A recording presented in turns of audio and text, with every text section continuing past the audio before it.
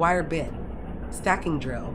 Stacking wire bins can be a difficult task for new and experienced operators. Wire bins have feet like a chair or a table, and these must fit in the proper receptacles when stacking wire bins on top of each other. The wire bin stacking drill helps operators to master this skill by teaching lineup, placement, and movement with the bins.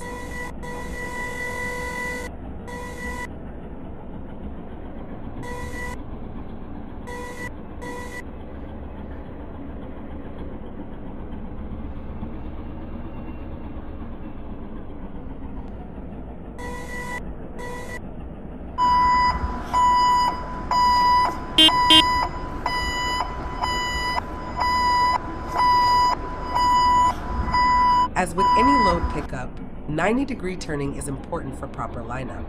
It is even more important when stacking wire bins. Operators must be sure to line the top feet with the bottom bin placement location. As you can see, the target placement is highlighted in flashing green to help guide the student to the proper location.